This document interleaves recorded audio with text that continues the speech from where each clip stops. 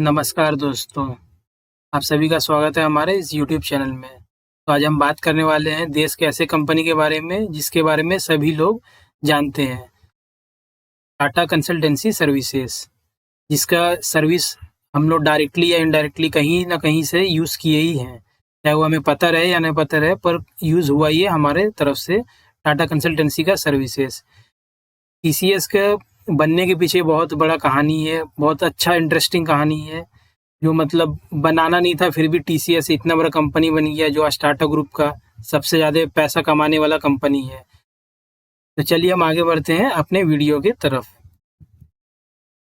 जिसमें कि टीसीएस के बारे में हम बात करने वाले हैं, टाटा कंसल्टेंसी सर्विसेज, जिसको स्टार्ट किए थे, जिसका फाउंडर बोला जा सकता है जेआरडी टाटा, जिनका एम था ये कि इतना बड़ा कंपनी बनाने का जो हर टाइप का सर्विस प्रोवाइड कर सके इस देश के लोगों को और पूरे दुनिया के लोगों को।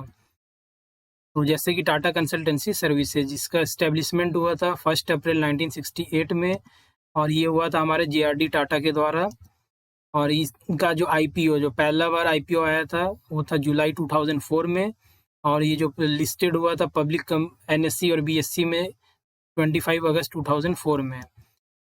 और इसका जो टीसीएस का हेडक्वार्टर है वो मुंबई में है, हमारे इंडिया में। अभी जो टीसीएस के जो सीईओ है Rajesh Gopinathan, CEO and MD है टीसीएस के राजेश गोपीनाथन। तो चलिए हम कुछ हिस्ट्री के बारे में बात करते हैं, टीसीएस से जुड़े हुए कुछ कहानी, जिसको हम कह सकते हैं कि जिनका स्टार्ट कैसे हुआ था टीसीएस। तो जेआरडी टाटा के साथ मिलकर एफसी कोहली, जिन्हें हम फकीर चंद कोहली कहते हैं, वो इन कंपनी के को फाउंडर कहलाते हैं और फर्स्ट सीईओ एंड एमडी थे टीसीएस के। और फकीर चंद कोहली को आईटी इंडस्ट्री का फादर भी कहा जाता है। तो जब टीसीएस स्टार्ट हो रहा था तो सबसे पहले तो ऐसा कोई प्लान ही नहीं था इसको स्टार्ट करने का, पर जब देखे कि इन टाटा ग्रुप कुछ बड़े हो गए तो इनको अपना ही सिस्टम और सॉफ्टवेयर को मेंटेन करने के लिए दूसरे कंपनी को से सर्विस लेना पड़ रहा, तो इसी वजह से इन लोगों ने प्लान किया कि अपना एक नॉर्मल सर्विस टाइप से चालू करेंगे जो सिर्फ टीसीएस कंपनी को ही देखेगा, अपने टाटा ग्रुप को ही कंपनी को मेंटेन करेगा। पर धीरे धीरे बहुत सारे काम करते गए, प्रोजेक्ट मिलते गया, और धीरे धीरे आज के डेट में हम देख पा रहे हैं कि टीसीएस टाटा कंसल्टेंसी सर्विसेज बन गया है।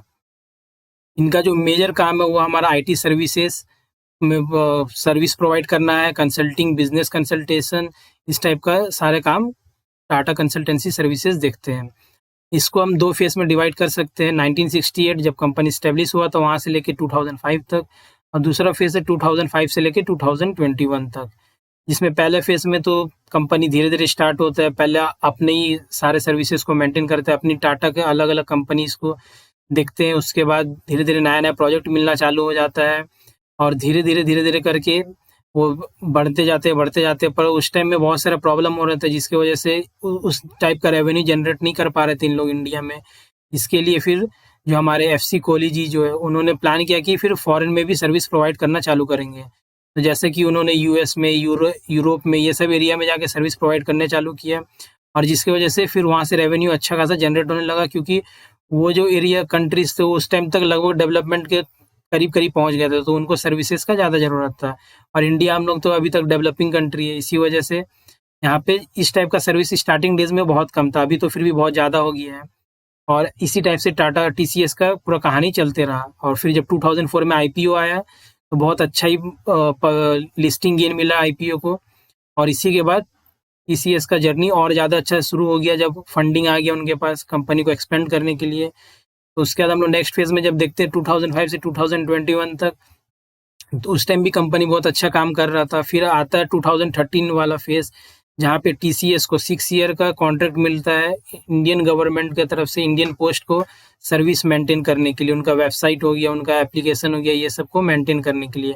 और ये जो कॉन्ट्रैक्ट था ये टोटल था हमारा 11 बिलियन रुपीज़ का, मतलब एक बहुत बड़ा अमाउंट था जो टीसीएस को मिल गया था, जिससे टीसीएस के लिए बहुत हेल्पफुल हो गया था उनको अपना कंपनी को ग्रो करने के लिए। कितना बड़ा प्रोजेक्ट किसी को मिलता है तो, और इसी के बाद टीसीएस का जर्नी बहुत अच्छा तरीके से चालू हो गया था, जिसमें इनका कुछ जो एक्सपर्टाइज है, एरिया ऑफ डोमेन एक्सपर्टाइज, जो आज के डेट में हर किस एरिया में मेजरली काम करते हैं, तो वो बैंकिंग सेक्टर है, फाइनेंशियल सर्विसेज हो गया हमारा। उसके बाद अगर हम देखें इंश्योरेंस हो गया, रिटेल हो गया, कम्युनिकेशन एंड मीडिया है, मैन्युफैक्चरिंग सेक्टर है। मतलब ऐसा कोई भी सेक्टर नहीं है, हॉस्पिटैलिटी सेक्टर है जिसमें टीसीएस का सर्विस प्रोवाइड नहीं किया जा रहा हो या फिर हम उसको यूज़ नहीं कर रहे हो। चाहे वो डायरेक्टली हो या इनडायरेक्टली हो, टीसीएस का सर्विस तो यूज़ किया जा रहा है हमारे तरफ से। चलिए हम आगे बढ़ते हैं अपने वीडियो पे फिर से। तो जैसा कि अब उनका हमारा जो सर्विसेज क्या-क्या है टीसीएस द्वारा प्रोवाइड किया जा रहा है, तो क्लाउडिंग सर्विसेज है, दूसरा है हमारा कॉग्निटिव बिजनेस ऑपरेशंस, थर्ड है हमारा consulting business, consulting services provide करना, cyber security, data and analytics and enterprise solution. ये सब टाइप का जो सर्विसेज है टीसीएस अभी प्रोवाइड कर रहे हैं करेंटली। इसमें से टीसीएस एक ग्लोबल लीडर है, ग्लोबल कंपनी है, जो हमारे देश का नाम टाटा ग्रुप का सबसे मेजर मतलब सबसे बड़ा रेवेन्यू जनरेटर अगर कंपनी का बोला जाए तो ग्रुप का बोला जाए तो ये टीसीएस ही है टाटा ग्रुप के लिए। ज्योग्राफिकली अगर देखा जाए तो टीसीएस जो है ऑपरेट करता है ऑलमोस्ट ऑल कॉन्टिनेंट में एक्सेप्ट एंटार्क्टिका, जिसमें से अगर हम उनका लोकेशन देखना स्टार्ट करें तो बहुत सारे लोकेशन मिल जाएंगे, जैसे कि एशिया में।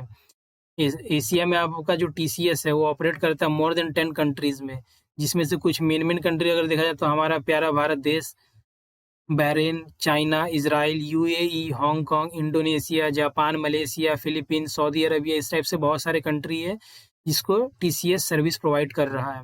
और अगर पर्टिकुलरली इंडिया में देखा जाए तो किस-किस सिटी में रह के टीसीएस का आपका ऑफिस है, सर्विस वहाँ से प्रोवाइड किया जा रहा है, तो वह हमारा अहमदाबाद, बेंगलुरु, चेन्नई, कोलकाता, मुंबई, दिल्ली, इस टाइप से मोर देन 20 सिटीज़ में इंडिया में सर्विस प्रोवाइड किया जा रहा है टीसीएस के द्वारा।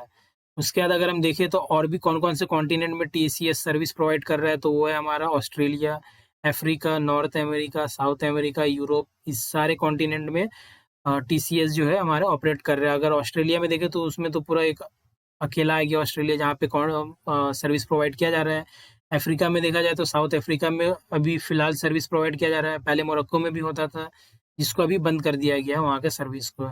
यूरोप में अगर हम देखें तो यूरोप में Belgium, Bulgaria, Denmark, Finland, France, Germany, Iceland, Republic of Ireland, Portugal, Spain, UK, इस टाइप से मोर देन 18 कंट्रीज़ में, यूरोप कॉन्टिनेंट में मोर देन 18 कंट्रीज़ में टीसीएस अपना सर्विस प्रोवाइड कर रहा है।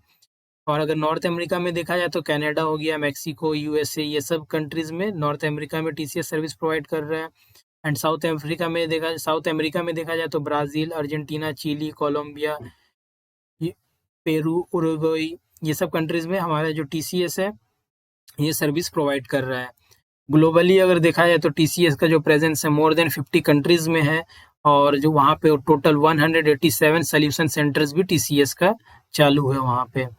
टीसीएस का अगर देखा जाए तो जो उनका जो कमिटमेंट है, टीसीएस द्वारा जो कमिटमेंट किया गया है उनका 4 मेन उनका वैल्यू है कमिटमेंट का, जिसमें से जो फर्स्ट जो है उनका रिलायबल, मतलब do what is needed.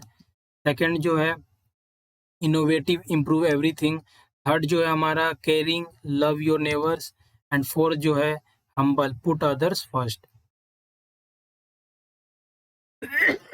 TCS का अगर रेवेन्यू का अगर हम बात करें तो मेनली कहाँ से जनरेट होता है, तो वो सबसे ज़्यादा होता है हमारा यूएसए से, फिर आता है यूरोप, फिर आता है रेस्ट ऑफ द वर्ल्ड, और फिर है हमारा इंडिया, जिसमें सबसे ज़्यादा है नॉर्थ अमेरिका एंड यूरोप जो है लार्जेस्ट मार्केट शेयर है टीसीएस के लिए, जहाँ पे। और अगर देखा जाए 1/5 ऑफ द टोटल रेवेन्यू जो आता है टीसीएस का, वो कहाँ से आता है, तो इमर्जिंग मार्केट जैसे कि हमारा इंडिया हो गया, Asia Pacific, Latin American countries हो गया, middle east and African countries, ये सब में से आता है। उसके बाद अगर देखा जाए सितंबर 2021 से टीसीएस का जो मार्केट कैपिटलाइजेशन रिकॉर्ड किया गया था $200 बिलियन, जो अब तक का उस टाइम के हिसाब से इंडिया का फर्स्ट आईटी इंडस्ट्री का कंपनी था, जो कि $200 बिलियन का मार्क को टच किया था। कंसोलिडेटेड रेवेन्यू अगर देखा जाए टीसीएस का तो $25.7 बिलियन है इस फिजिकल ईयर 31 मार्च 2022 एंडेड के हिसाब से। और टीसीएस एक ऐसा कंपनी है जो डिविडेंड हर साल देता है और बहुत अच्छा अमाउंट में देता है।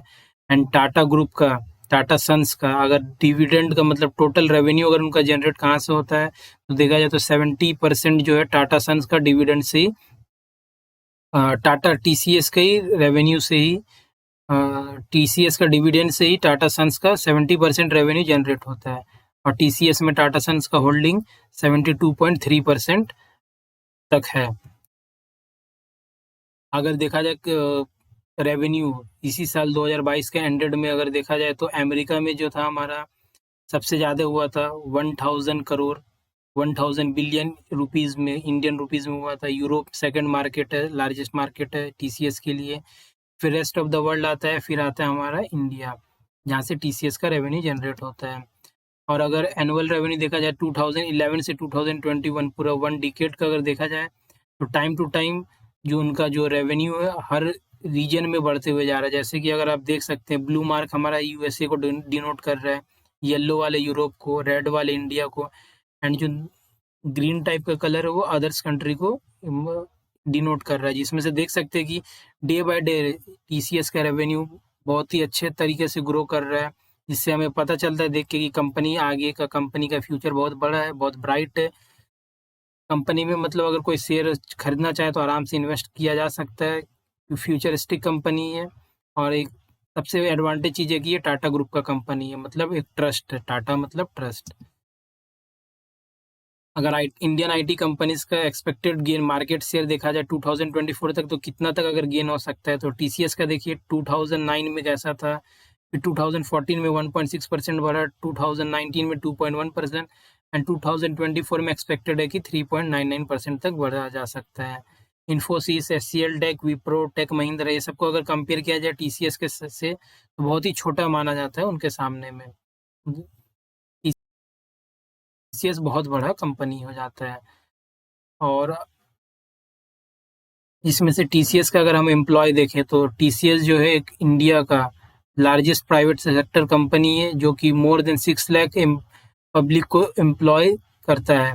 और अगर गवर्नमेंट कंपनी को भी मिला के देखें तो ये 4th लार्जेस्ट कंपनी है, जिसमें सबसे पहला कंपनी हो जाता है बिगेस्ट में इंडियन रेलवे, फिर आता है हमारा Indian army and Indian post, उसके बाद आता है टीसीएस। प्राइवेट सेक्टर में सबसे नंबर 1 पे आता है। और पूरा फुल कंपनी मिला दिया जाए प्राइवेट एंड गवर्नमेंट ऑल, तब जाके 4th नंबर पे टीसीएस आता है। और टीसीएस के कुछ मेजर एक्विजिशन को अगर हम देखते हैं तो जिसमें से सबसे 2001 में हुआ था सीएमसी लिमिटेड को, उसके बाद किया था acquisition airline financial support service India जनवरी 2004 में, उसके बाद हुआ था aviation software development consultancy India, Phoenix global solution में 2004 में, स्वेदिश इंडियन आईटी रिसोर्सेस में 2005 में। ऐसे बहुत सारे एक्विजिशन है टीसीएस का, जिसमें से अब तक जो है 50 सब्सिडरीज बन चुका है टीसीएस का। तो सोच सकते हैं कि कितना ज़्यादा एक्विजिशन हुआ है टीसीएस कंपनी में। और उनका अगर ऑपरेशन हम देखें तो 2021 तक में 50 सब्सिडरीज था, जैसे कि मैंने आपको बताया, एंड मोर देन 50 कंट्रीज में अभी ऑपरेट किया जा रहा है। टीसीएस का अगर स्पॉन्सरशिप देखा जाए तो बहुत सारे जगह में, बहुत सारे स्पोर्ट्स इवेंट में टाइटल स्पॉन्सरशिप भी रह चुकी है टीसीएस, जिसमें से एक है Toronto water front marathon, London marathon, Amsterdam marathon, Mumbai marathon. India में भी बहुत सारे टाइटल स्पॉन्सर है, जैसे कि बेंगलोर में एक होता है 10K बेंगलोर, उसको भी हमारे जो है एवरी ईयर होता है, जिसको टीसीएस मेन ब्रांड स्पॉन्सर है उसका। और टीसीएस जो करंटली स्पॉन्सर किया कर रहा है Jaguar racing in formula E, and formula E का जो रेसिंग हो रहा है उसको टीसीएस करंटली स्पॉन्सर कर रहा है। और बहुत सारे कंट्रोवर्सीज का भी सामना करना पड़ा है टीसीएस को, अगर कोई इतना बड़ा बना है तो कंट्रोवर्सीज जरूर होता ही है, जिसमें टाइम टू टाइम बहुत सारे कंट्रोवर्सीज आए, उसको टीसीएस ने फेस किया और आज इतने बड़े कंपनी के तौर पे यहाँ पे खड़े हमारे सामने। और टीसीएस जो हमारे देश का सबसे बड़ा टैक्स पेइंग कंपनी है, जैसा कि आप देख सकते हैं 11,536 करोड़ का टैक्स इंडियन रुपीज़ में पे किया था टीसीएस, जो सबसे ज़्यादा है। उसके बाद भी सेकंड नंबर पे भी टाटा ग्रुप का एक कंपनी है जो कि टाटा स्टील है। देख सकते हैं टीसीएस इंडियन गवर्नमेंट के लिए भी कितना बेनिफिट कंपनी है, जो कि इतना ज़्यादा टैक्स दे के इंडियन गवर्नमेंट का रेवेन्यू में एक बड़ा योगदान किया जा रहा है टीसीएस द्वारा। तो इस वीडियो को हम यहीं पे समाप्त करते हैं। अगर ये वीडियो आपको अच्छा लगा हो तो इसे लाइक कीजिएगा, सब्सक्राइब कीजिएगा, चैनल पे नए हैं तो सब्सक्राइब कीजिए और कमेंट कीजिएगा। धन्यवाद।